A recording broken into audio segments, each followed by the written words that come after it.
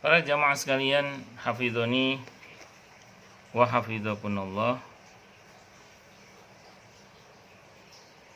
Adapun hukuman Allah di dunia berbentuk bisa penyakit, mulai yang sekecil-kecilnya seperti tertusuk duri atau jarum, sampai yang sebesar-besarnya seperti lepra, TBC, jantung, penyakit jiwa dan sebagainya. Naudzubillah min dzalik. Termasuk yang kedua adalah dalam bentuk duka cita, kesulitan dan kesukaran, banyak utang dan sebagainya. Naudzubillah min dzalik. Dan yang ketiga kesenangan, kemewahan, harta benda yang banyak sehingga senantiasa repot, sibuk mengurusinya. Kelihatannya rahmat, namun tidak lain adalah siksa belaka. Naudzubillah min dzalik. Hidup ini benar-benar penuh dengan ujian dan perjuangan.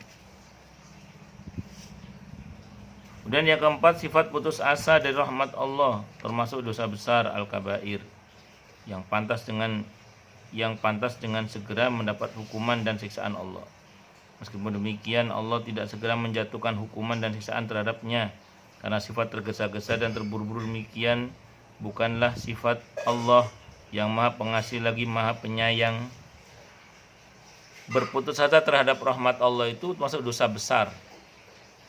Makanya Allah katakan di surah Yusuf itu, wala tai'asu mir rauhillah innahu la yai'asu mir rauhillah ilal qaumul kafirun. Janganlah kalian berputus asa terhadap rahmat Allah, karena tidak ada yang berputus asa terhadap rahmat Allah kecuali orang-orang yang kafir nikmat maksudnya. Di dalam Al-Quran terdapat beberapa ayat yang menunjukkan bahwa Allah akan mengampuni orang-orang yang bersalah, orang-orang yang melakukan maksiat, orang-orang yang berlaku berlebihan dan dosa lainnya sebetapapun besarnya, kecuali dosa su'ul khotimah karena syirik. Tapi syirik pun diampuni oleh Allah asalkan dia sebelum mati dah tobat. Tapi kalau udah mati kok nggak tobat, dia tidak akan diampuni oleh Allah. Tapi kalau yang bersangkutan sebelum mati sudah bertobat, Allah ampuni dosa syirik itu. Mana dalilnya? Al-Furqan ayat dari 68, 69, 70 itu. 68, 69, 70. Itu untuk 3 dosa besar sekaligus. Syirik, membunuh dan zina. Kalau dia bertobat, Allah akan ampuni dia. Di dalam Al-Quran terdapat anjuran untuk segera kembali bertobat dan jangan menangguhkannya. Kita tidak mengetahui bila mana kita akan meninggal dunia, kapan kita akan meninggal dunia, kita tidak tahu. Banyak-banyak bertobat, minta ampun kepada Allah. Sekiranya kita menangguhkan waktu taubat, mungkin kita mati dalam keadaan berlumuran dosa. Naudzubillah min syarri dzalik. Makanya taubat itu termasuk yang harus disegerakan. Tubu qoblal maut. Taubatlah kalian sebelum mati. Allah Subhanahu wa taala berfirman di surah Az-Zumar ayat 53, qul ya ibadiyalladzina asrafu ala anfusihim la taqnatu min rahmatillah innallaha yaghfiru dzunuba jami'a innahu wal ghafurur rahim. Katakanlah wahai Muhammad, wahai hamba-hambaku yang telah berlebih-lebihan merugikan diri sendiri, janganlah berputus asa dari rahmat Allah. Sesungguhnya Allah mengampuni segala dosa, karena dialah yang maha pengampun lagi maha penyayang. Jadi kita nggak boleh meragukan kemampuan Allah dalam mengampuni dosa-dosa hambanya. Kita juga tidak boleh meragukan kehendak Allah, keperkenan Allah dalam mengampuni dosa-dosa hamba-hambanya. Justru Allah itu senang sekali mengampuni dosa hamba-hambanya. Qalu basyarnaka bil haqqi fala takum minal qanitin. Qala wa man yaqnatu min rahmati rabbih illa dhallun. Ini surah Al-Hijr ayat 55 sampai 56. Mereka malaikat berkata kepada Nabi Ibrahim alaihissalam, kami membawa berita gembira yang benar kepadamu, karena itu janganlah engkau menjadi orang-orang yang berputus asa. Nabi Ibrahim berkata, tiadalah orang yang berputus asa dari rahmat Allah, dari rahmat Rabbnya, kecuali orang-orang yang sesat. Jadi kalau ada sampai orang berputus asa terhadap rahmat Allah, orang itu pasti tersesat. Makanya kita tidak boleh mengandalkan amal. Kalau kita merasa berbuat baik, terus kita merasa sombong, itu mengandalkan amal namanya, tidak boleh. Nah, kalau berbuat dosa, merasa berputus asa dari rahmat Allah, seolah-olah sudah tidak ada lagi harapan untuknya. Jadi kalau dia gagal, seolah-olah tidak ada lagi harapan. Ketika dia berbuat dosa besar, seolah-olah tidak ada lagi harapan. Padahal sebusuk apapun yang bersangkutan, kalau dia mau datang kepada Allah, Allah akan ampuni dia. Ada seseorang misalnya naudzubillah min syarri dzalik ya, misalnya ada seseorang yang begitu busuknya perbuatan dosanya sampai kalau dia datang kepada orang tuanya berkata, "Saya malu punya anak kamu." Ketika dia datang kepada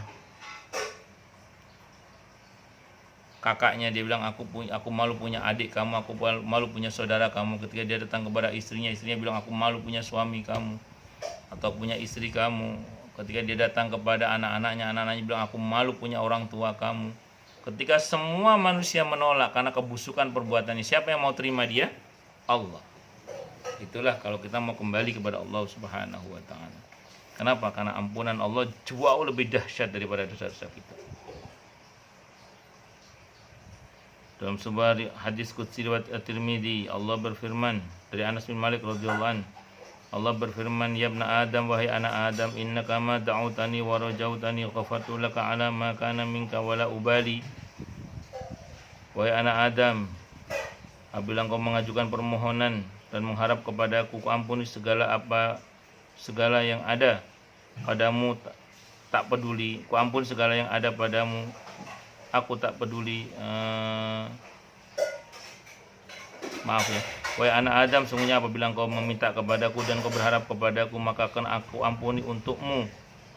Terkait dengan apa yang darimu di masa lalu, aku tidak peduli. Itu kalau Allah udah ngampuni hambanya, masa lalunya Allah nggak peduli. Makanya kalau ada orang bertobat, jangan dibahas-bahas lagi, jangan dihina lagi dengan perbuatan masa lalunya, karena Allah udah nggak peduli. Kalau sampai kita menghina seseorang yang telah bertobat kepada Allah dengan masa lalunya yang dia telah taubati, maka ancamannya cukup berat. Dalam sebuah hadis riwayat At-Tirmidzi, Nabi bersabda, hadisnya hadis gharib, cuma maknanya sahih kata Imam Ahmad. Man ayyara akhahu musliman bidambin taba anhu lam yamut hatta yaf'alahu. Barang siapa yang menghina saudaranya sesama muslim dengan satu perbuatan dosa yang dia telah bertaubat darinya, maka yang menghina itu tidak akan mati-mati kecuali telah melakukan hal yang sama. Naudzubillahi min syarri dzalik. Ya ibna Adam, wahai anak Adam, law balaghat dunubuka ananas sama'i tsumma astaghfartani ghafartu lak. Ya ibna Adam, law ataitani biqurabil ardi khataaya tsumma laqitani la tusyriku bi syai'a la ataituka biqurabiha maghfiratan. Wahai anak Adam, sekalipun dosa-dosamu bertumpuk-tumpuk hingga setinggi langit, tapi kemudian engkau meminta ampun kepadaku, niscaya ku ampuni dosa-dosamu. Wahai anak Adam, sekiranya engkau datang dengan dosa setimbang bumi, kemudian engkau menemui aku, mati maksudnya, dalam keadaan tidak mensekutukan aku dengan sesuatu pun, saya aku karuniakan ampunan setimbang dosa itu. Pokoknya sehebat apapun dosa kita, asal kita minta ampun kepada Allah, maka Allah akan ampuni dosa-dosa kita. Hadis qudsi riwayat At-Tirmidzi bersumber dari Anas bin Malik radhiyallahu anhu. Dalam sebuah hadis riwayat Ibnu Majah, hadis qudsi juga dengan sanad yang jayyid yang bersumber dari Abu Hurairah radhiyallahu anhu. Jayyid itu di atas hasan, di bawah sahih. Apa kata Allah dalam hadis ini? Lau akhta'tum hatta tablughu khatayakumus samaa'a tsumma tubtum lataballahu 'alaikum. Andaikan kalian berbuat dosa hingga dosa-dosa kalian atau kesalahan kalian itu mencapai sepenuh langit, kemudian kalian bertobat, niscaya Allah akan terima tobat-tobat kalian. Perlu diperhatikan bahwa yang dimaksud dengan taubat di atas ialah taubatan nasuha, taubat yang betul-betul ya. Artinya taubat yang terpancar dari hatinya sesudah mulai pemikiran yang mendalam dan kembali pada jalan yang benar. Karena taubat itu dari kata taba yatubu taubatan, artinya kembali kemana? Kembali ke jalan Allah, serta merasa sangat menyesal atas perbuatan yang ditempuhnya. Ada harus menyesal, an-nadam, ia memutuskan dalam hatinya untuk meninggalkan perbuatan maksiat tersebut, untuk menghindarinya sejauh-jauh, serta berjanji sejauh mungkin, serta berjanji tidak akan mengulanginya lagi kesalahan dan perbuatan dosa tersebut. Itu idealnya taubat itu pertama an-nadam, menyesal, yang kedua al-azam, berkomitmen untuk tidak mengulangi lagi, yang ketiga meninggalkan perbuatan maksiat tersebut. Taubat dan nasuha mengandung 3 unsur: menyesal, menjauhkan diri dari dosa dan tidak akan mengulanginya lagi.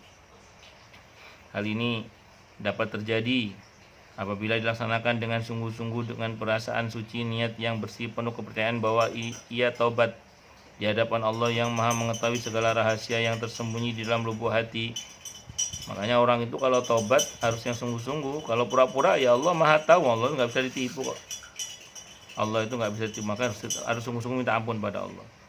Bahwa apa yang kita tobati terjadi lagi, tobat lagi minta ampun pada Allah. Terus pokoknya jangan pernah berhenti bertobat karena banyak maksiat, tapi teruslah bertobat sampai bosan maksiat. Allah maha melihat. Allah maha melihat apa-apa yang dikerjakan hambanya yang telah lalu dan yang sekarang dan yang akan datang.